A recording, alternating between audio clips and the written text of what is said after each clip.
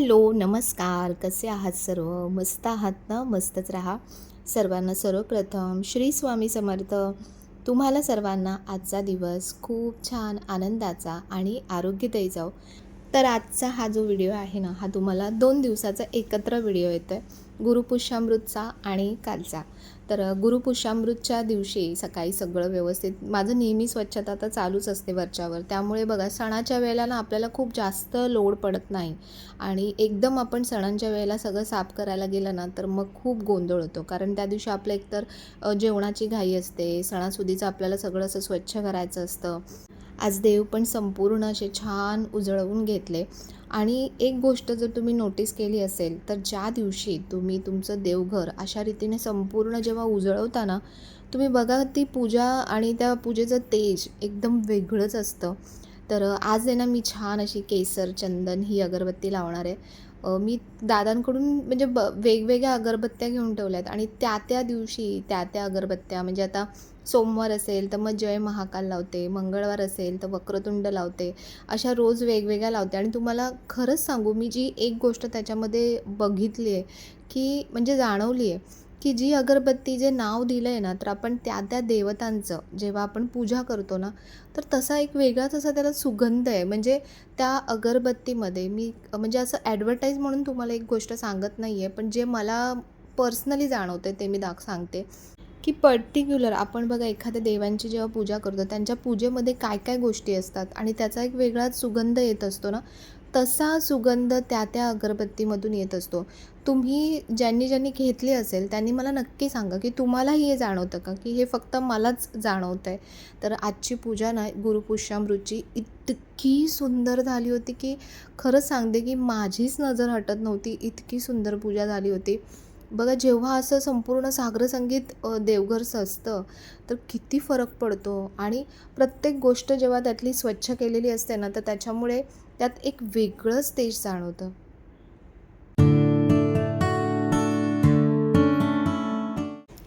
तर गुरुपुष्यामृतच्या दिवशी म्हणजे गुरुवारच्या दिवशी मागच्या मला आरती घेता नाही आली. म्हणजे मी घेतली पण लाईव्हमध्ये नाही घेतली.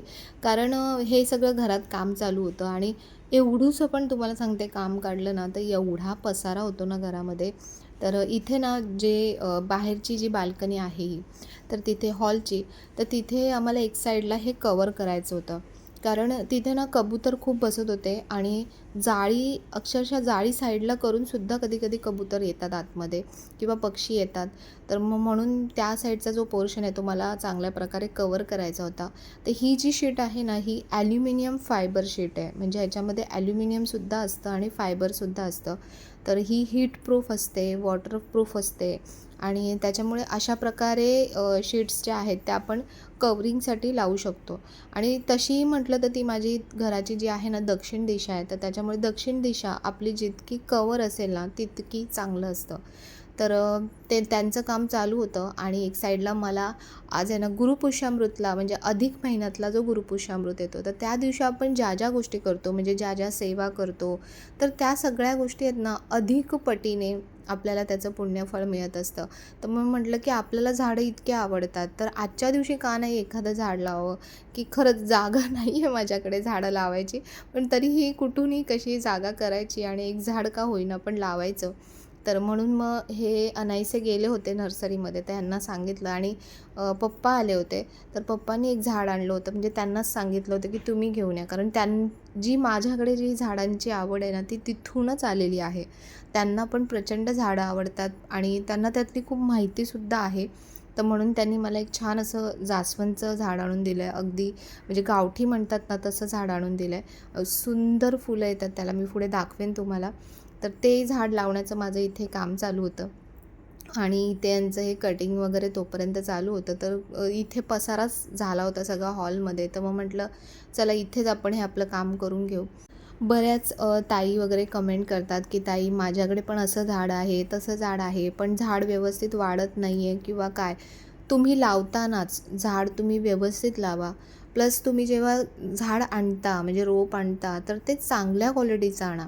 चांगल्या नर्सरीमधून आणा, मग ते झाड चांगलं वाढतं. त्यानंतर पुढच्या गोष्टी परत असतातच, की आपण त्याची काळजी कशी घेतो, त्याला खत वगैरे कसं घालतो. बघा सुरुवातीलाच जेव्हा आपण करतो ना, म्हणजे झाड लावतो ना, तेव्हाच तुम्ही जे प्रपोर्शन आहे म्हणजे माती, त्यानंतर कोकोपीट आणि त्यानंतर खत ह्यांचं प्रपोर्शन व्यवस्थित तुम्ही घातलंत ना त्याच्यामध्ये, खूप पूर्ण मातीच घातली झाडामध्ये, तर मग ती नंतर हळूहळू आतमध्ये घट्ट होत जाते. जसं जसं आपण पाणी टाकत जातो माती चिकट आणि घट्ट होत जाते. तर त्याच्यामुळे झाडाची जी मुळं असतात ना ती आतमध्ये मरायला सुरुवात होते. तर म्हणून तुम्ही सुरुवातीलाच जर झाड व्यवस्थित लावलंत ना, तर तुमचं झाड खरंच सांगते की कधीच मरणार नाही. अगदी गेलेल्या कंडिशनमधून सुद्धा झाड रिकवर होतं आणि छान वाढतं. तर बघा हे एवढूसच जास्वंदाचं झाड आहे, पण त्या एवढूशा झाडाला इतक्या साऱ्या कळ्या आलेल्या आहेत ना. गावठी जी झाडं असतात ना त्याची हीच खासियत असते, की त्याला भरपूर कळ्या येतात. फुलाची जी साईज असते ती छोटी असते, पण त्याला कळ्या पुष्कळ येतात. असंच गुलाबाच्या बाबतीत सुद्धा आहे. जे देशी गुलाब असतं ना, त्याला छोटे छोटे गुलाब येतात, पण भरपूर प्रमाणात येतात आणि ते गुलाब आपण गुलकंद बनवण्यासाठी त्याच्या पाकळ्यांचा वापर करू शकतो. तर आता इथे मी संपूर्ण छान झाड व्यवस्थित लावून घेते आणि हे लावताना ना मला खूप भारी वाटतं. माहीत नाही, असं वाटतं की स्वामींनी आपल्याकडून ही एक छान सेवा करून घ्यावी आणि माझ्याकडून आहे ना भरपूर झाडं लावली जावीत, भरपूर. म्हणजे जर आपण खरंच आपण आपल्या देशाला, आपल्या सृष्टीला, जगाला जर आपण काही देऊ शकत असू ना, तर ते पर्यावरणाशिवाय दुसरा कुठलाच चांगला ऑप्शन नाही आहे. मी सांगते की झाडं लावा. तुम्हाला जितकी जमतील तितकी झाडं लावा. पर्यावरणाला आपल्याकडून काही एक म्हणतात ना, फुल ना फुलाची पाकळी, पण आपल्याकडून काहीतरी 1% जरी आपण कॉन्ट्रिब्यूट करू शकलो ना, तरी खूप मनाला समाधान मिळतं. आता ही एवढी झाडं आहेत, पण ह्यातून खरंच किती प्रमाणात ऑक्सिजन रिलीज होत असेल, किती प्रमाणात हवेतील जे प्रदूषण आहे ते यामध्ये कंट्रोल होत असेल. तर आपण म्हणतात ना, की आपण जागतिक लेवलला किंवा खूप मोठ्या प्रमाणात आपल्याकडून कधी काम होईल माहिती नाही आहे. पण छोटी छोटी सुरुवात करणं खूप गरजेचं असतं. तुम्ही जेव्हा तुमच्यापासून सुरुवात करायला सुरू करता ना, तेव्हा हळूहळू ते काम वाढत जातं. आता मी सुरुवातीला बघा थोडी थोडीच झाडं आणलेली, पण आता एक एक एक एक करून माझ्याकडे पण भरपूर झाडं झालेत. पण त्याचा फायदा फक्त मला एकटीलाच नाही होणार आहे, आजूबाजूला पण ज्या पण गोष्टी आहेत त्या पण त्याच्यामध्ये सगळ्या कवर होणार आहेत. तर आज आहे ना अनंताच्या झाडाला बघा किती सुंदर फूल आलं होतं. हे फूल अगदी असं म्हणजे आपण गुलाब म्हणतो ना, तसं गुलाबासारखं दिसतं आणि इतका त्याचा घमघमाट होता ना. मी तुम्हाला नक्की सांगेन की तुम्हाला अनंताचं झाड भेटलं ना, तुम्ही नक्की घेऊन या. एकतर ते फूल खूप सुंदर येतं. दुसरं म्हणजे की ते झाड स्वतः दिसायला किती सुंदर दिसतं आणि आपलं हे कडुनिंब बघा कसं पटापट वाढतं आहे. आणि मी ह्याला म्हणते, अरे बाबा थांब जरा, कारण खूप जास्त लगेच वाढलं ना, मग लगेच ते काढावं लागतं. तर याला थोडंसं ना वरून मी कटिंग करत राहणार आहे, म्हणजे त्याला आणखीन फांद्या फुटतील आणि आणखीन ते असं छान पसरेल. बघा झाडांची कटिंगसुद्धा खूप तितकीच इम्पॉर्टंट असते. तुम्ही वेळोवेळी झाडाची जी सुकलेली पानं आहेत ती काढून टाकली, सुकलेल्या फांद्या काढून टाकल्या, फुलं जेव्हा येऊन जातात ती सुकतात, ती लगेचच तुम्ही काढून टाकली, तर झाडं आपली खूप छान हेल्दी राहतात, त्याची एनर्जी खूप छान मेंटेन राहते. तर हा ना दुसऱ्या दिवसाचा व्हिडिओ आहे आणि बघा जे जास्वंदचं झाड लावलं होतं त्यातलं जे सुकलेलं फुल आहे ते मी काढून टाकलं आणि नवीन जे फूल उमललं आहे त्याचा रंग बघा काय लाल चुटूक असा रंग आहे, खूप भारी आहे. मी इथून जवळून दाखवायचा प्रयत्न करत होती, पण इथून काही व्यवस्थित दिसत नाही आहे, तर म्हणून पुन्हा इथून वरूनच दाखवते की किती सुंदर फूल आलं आहे जास्वंदचं. खूप छान फुल आलं आहे. अशी ही जी फुलं आहेत ना, ही तुम्ही बघा केसांसाठी तुम्ही तेल वगैरे बनवता ना, त्यासाठी ही जी देशी फुलं असतात ना ह्याचा जास्त वापर केला जातो. तर ही फुलं सुकली म्हणजे तुम्ही देवाला अर्पण केली, त्यानंतर थोडी कोमेजली, तर त्यानंतरसुद्धा तुम्ही ते ऑइलसाठी वगैरे त्याचा वापर करू शकता. आणि काल जे काम केलं होतं तर ते मी तुम्हाला दाखवते. ते ही पहिली बघा आपली पानं छान आता उमलत आहेत, मस्त फुलत आहेत आणि ही जी साईड आहे ना, ही बाहेरची जी गॅलरी आहे हॉलची, तर तिथलं हे एक साईडचं आम्ही असं कवर करून घेतलं आहे. तर कारण खूप आता बघा हा कवर केलं आहे पण किती छान स्पेस वाटतो आहे. मोकळं मोकळं वाटतं आहे. तर इथे मी ती बादली ठेवली आहे, कारण त्याच्यामध्ये मी काही ना काही झाडांचं जे थोडं छोटं मोठं काही सामान असतं ना, ते मी तिथे ठेवते. म्हणून मी ती तिथे ठेवली आहे, कारण मिक्स करायला माती वगैरे मिक्स करायला मोठं भांडं लागतंच. तर म्हणून ते एक साईडला तिथे ठेवून दिलं आहे. आणि हे आपलं जे बर्ड पॅराडाईज आहे, त्याला छान अशी नवीन पानं फुटत आहेत मस्त. आणि बघा किती छान वाटतं आहे. मला असं वाटत होतं पहिले की इथे त्याला ऊन जास्त लागतं आहे की काय, पानं खराब होत आहेत की काय, पण थोडंसं ॲडजस्ट व्हायला कुठेही, जसं आपण कुठल्या नवीन जागेमध्ये गेलो तर आपल्याला ॲडजस्ट व्हायला वेळ लागतो, तर तसंच झाडांचं सुद्धा असतं.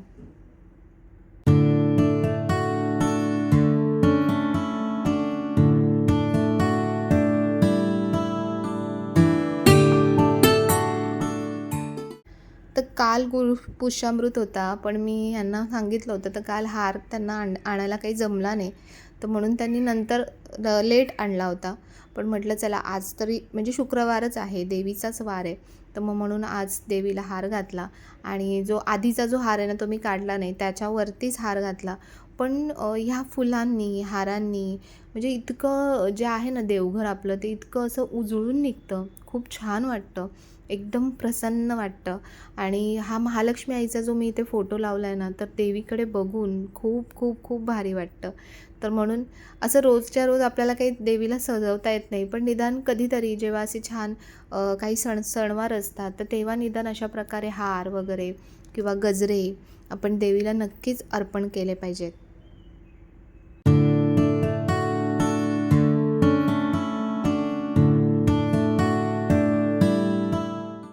तर देवपूजा केली आणि त्यानंतर जो नाश्त्याचा टायमिंग आहे ना, तो मी आता हल्ली अजिबात स्किप करत नाही. आणि नाश्ता काय करायचा, तर बघा तुम्ही पोहे, उपमा वगैरे हे तर आपलं रोजचं असतंच. पण आता मी सगळ्यात जास्त ॲड केल्या नाश्त्यामध्ये ते म्हणजे की ओट्स. तर तुम्हाला तर माहितीच आहे की ओट्स किती बेनिफिशियल आहेत आपल्याला.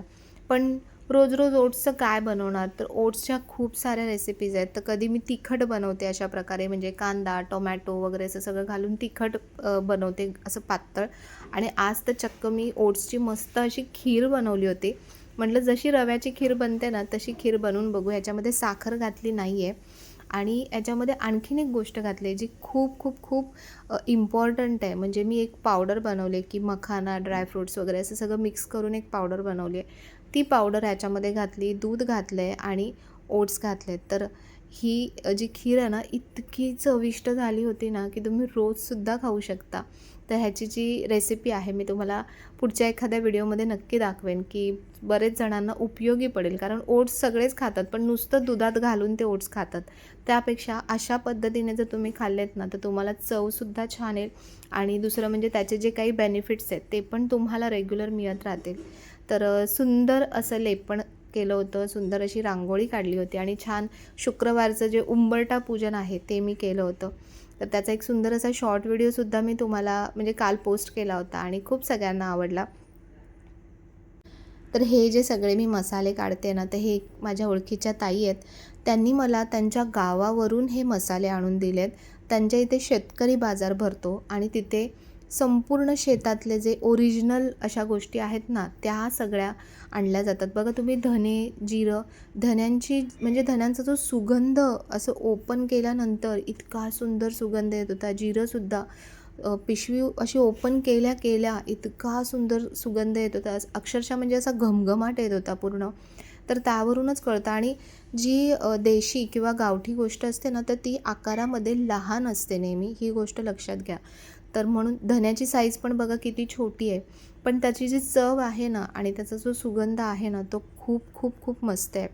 तर ताईंना खूप खूप धन्यवाद त्यांनी दिला. आणि त्या म्हणजे हे काही सप्लाय करत नाहीत, नाही तर बरेच जणं बोलतील की ताई आम्हाला पण सांग त्यांना द्यायला. तर त्या तसं काही सप्लाय करत नाहीत. त्या गेल्या होत्या गावाला म्हणून त्यांनी मला आणून दिलं होतं. तर असो.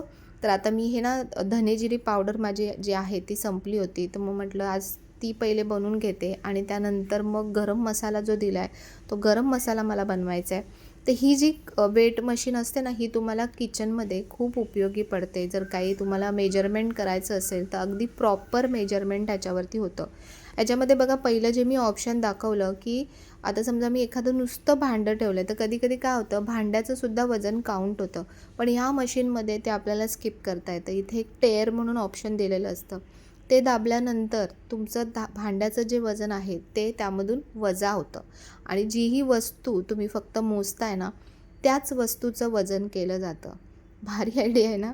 खूप वेगळीच गंमत आहे. काय म्हणजे काय बनवलं जातं ह्याची आपल्याला कल्पनासुद्धा आपण करू शकत नाही.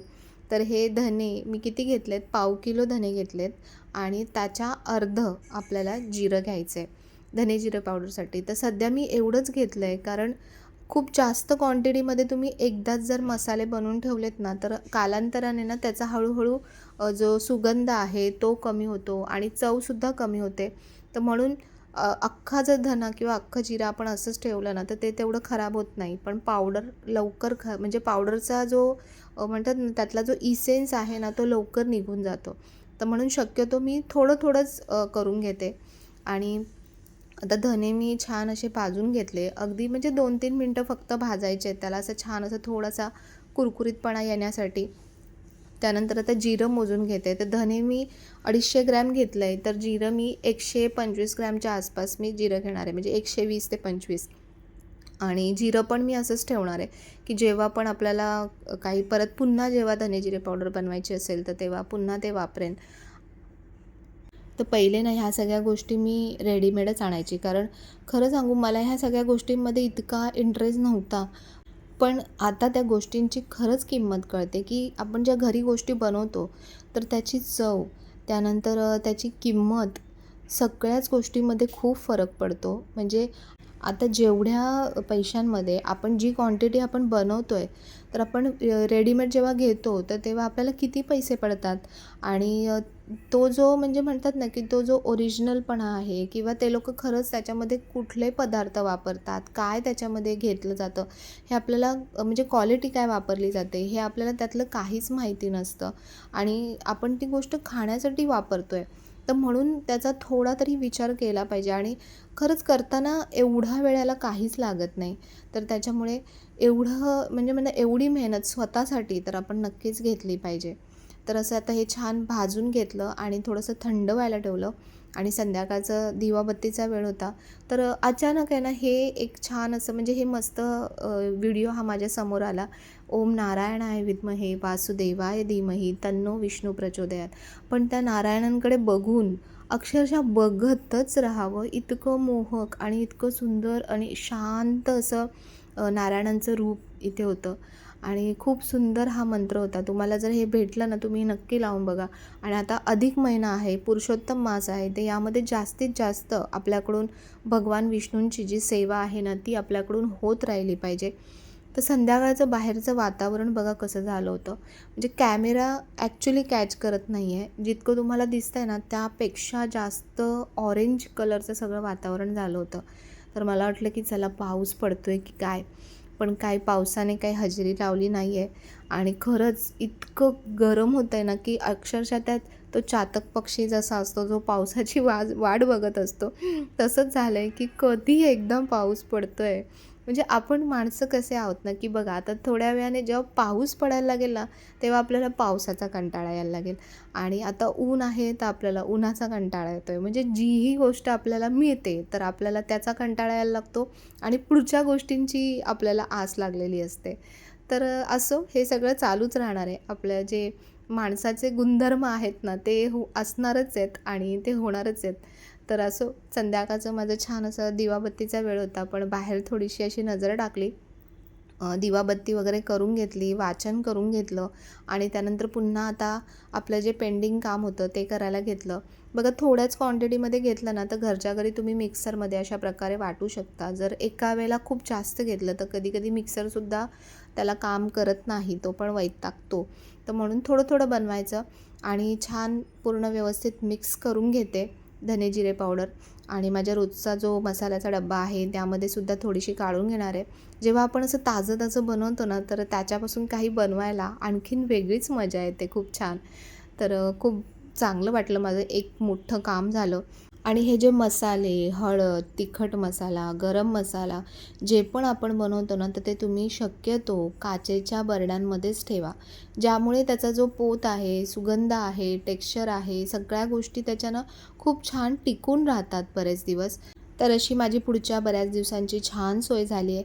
तर तुम्हाला आजचा व्हिडिओ आवडला असेल तर व्हिडिओला नेहमीप्रमाणे लाईक, शेअर, सबस्क्राईब नक्की करा. पुन्हा भेटूया अशाच छानशा व्हिडिओमध्ये. तोपर्यंत सर्वांना बाय आणि सर्वांना श्री स्वामी समर्थ.